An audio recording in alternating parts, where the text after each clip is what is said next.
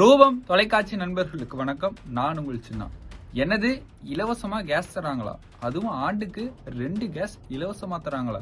இது மட்டும் இலவசமா தரலங்க, கிட்டத்தட்ட 2500 ரூபாய் மதிப்புள்ள கூப்பன் இலவசமா தராங்களாமா. அந்த கூப்பனை வச்சு மளிகை சாமான் வாங்கிக்கலாம், மருந்து சாமான வாங்கிக்கலாம், அடிப்படை தேவையான விஷயங்கள்லாம் வாங்கிக்கலாம் அப்படிங்கிற மாதிரி ஒரு கூப்பனையும் தராங்களாம்.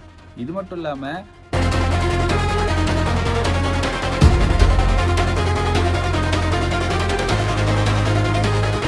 70 வயதான முதியவர்களுக்கு, ஏழை பெண் தலைவர்களுக்கு, கிட்டத்தட்ட ஏழை குடும்பத்துல பிறந்தவங்களுக்கெல்லாம் 3000 ரூபாய் உரிமை தொகையை தராங்களாமா.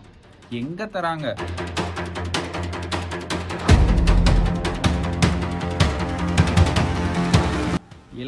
இலவசம்னு விமர்சனம் பண்ண பாஜக கேரளாவில் இப்ப தேர்தல் நடக்குது.